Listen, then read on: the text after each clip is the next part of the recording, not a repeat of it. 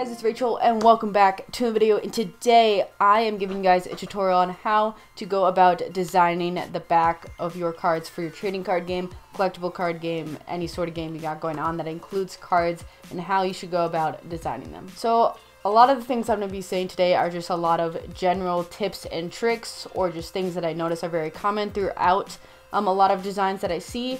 You don't have to follow any of these. I'm just going to kind of be giving you guys ideas and things that I see a lot. Hey guys, before we get started, I just wanted to say that Soaps, the creator of Sketchbook Chronicles, sent me some of his products. You guys all know Soaps. He did a collab with me a few years back, and he makes a really cool card game and decided to send me some of his products. And he just released his new starter decks on Etsy, so I'm going to leave the link to his video and to his site down in the description below. I would really check out his game and go support him because he makes a really good game.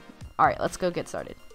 So a few things that I recommend to really take into account and think about before you make the back of your cards is, one, the theme / style of your game. So maybe your game has a theme of like war. Maybe it's like a very vintagey style game. So maybe the back of your cards has like a leather texture to it, or there's like a grenade on it or something. So you want to pick attributes that kind of correlate to the theme of your game. For example, my game has sort of like a storybook kind of look to it. It's very like cartoony, so I picked leather as a texture because that's like almost like a storybook cover. And then I put two swords on it because the warriors is one of the type in the game, and a lot of the heroes in the game have swords, and it's a very like combat based game. It's also kind of part of the logo design. Another example is, let's say you have a very futuristic game. You're gonna see a lot of like grays and then like neon colors in your back. Probably you're gonna have kind of like lasers, all that kind of like futuristic stuff. And throughout all this, I'm going to be putting up pictures of little references that you guys can take a look at and get inspiration from. Another thing to think about is your background lore. So I know Heroic doesn't really have a ton of lore right now, so it's not necessarily the best example, but let's say your game has this really in-depth lore to it. You don't have to, but it's another way that you could design the back of your cards is by intertwining a piece of your lore into the back of the cards if you think it would work out. And then the last thing to keep in mind is any prominent colors in your game. So let's say every single one of your title boxes in all of your cards is red. Then maybe red is a very prominent color in your game, and thus you would bring that into the back of your cards. It's another thing to just take into account. Maybe if there's any really strong colors that you use a lot in your game that you could also transfer to the back of your cards. Now we're going to talk about just some of the common things that I see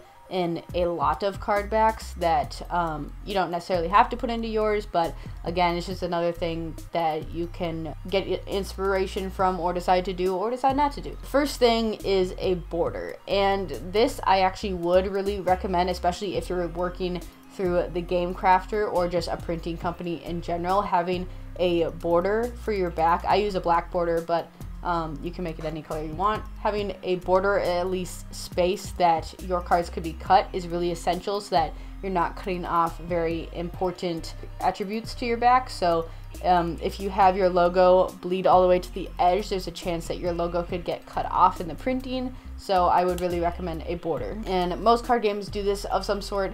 Magic has a black border, and Yu-Gi-Oh has like its orangish tan border. This is all due to printing, just to make it safer. Another thing, I am sure you guys guessed it, but having their logo or title is pretty much a constant in every single card game that I have seen on the market that's like very prominent.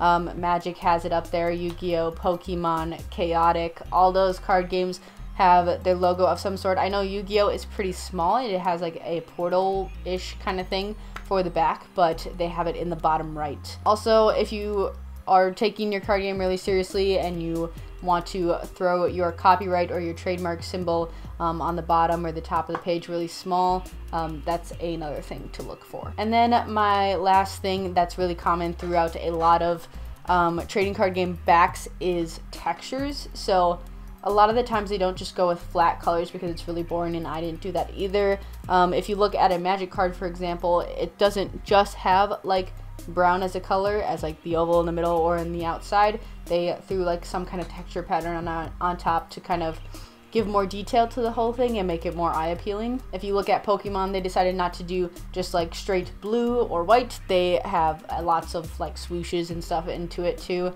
Just adding more texture, adding more detail, more for your eye to look at. Now we're going to talk about a little bit of how to find textures or assets to use for your back if you decide not to make them completely on your own.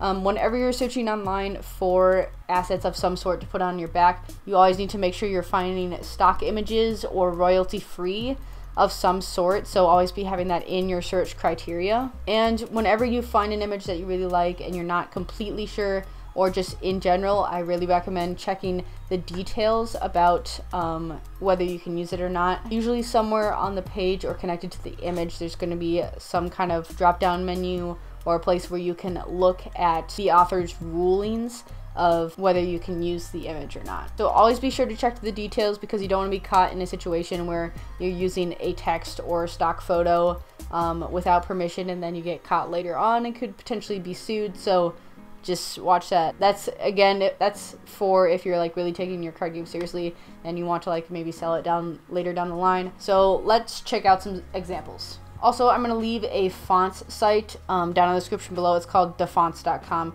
Not sponsored at all. It's just, this is a font site that I use a lot because all the fonts are super cool and they're all free to download. So I will leave that down in the description. Again, you're going to have to check to see if you can actually use these fonts in your game, but I really recommend them. Okay, so the first one we're going to take a look at is Magic the Gathering.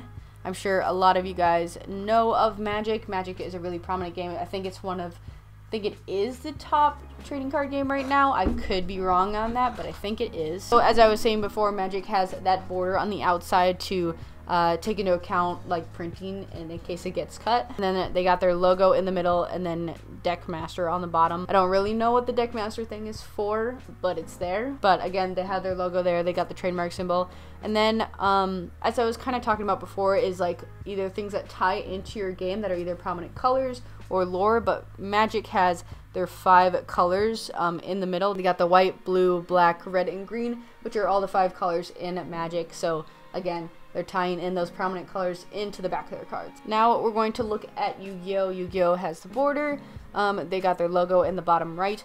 I don't completely know the story behind why they chose this like portal pattern. I think it has something to do with the show. I haven't seen the show in a long time, but I don't remember exactly. And then they've got Konami in the top left, which is the producer of Yu-Gi-Oh! Now we're going to look at Pokemon. Pokemon's, again, a super prominent game. The blue border, again. They've got their logo on top and on bottom for upside down, and basically I think it's for if you're looking at the card from the other way, maybe if someone's handing it to you or if it's on the board, you can read the logo both ways. A prominent symbol in Pokemon is of course a Pokeball, so they put that on the back of the card.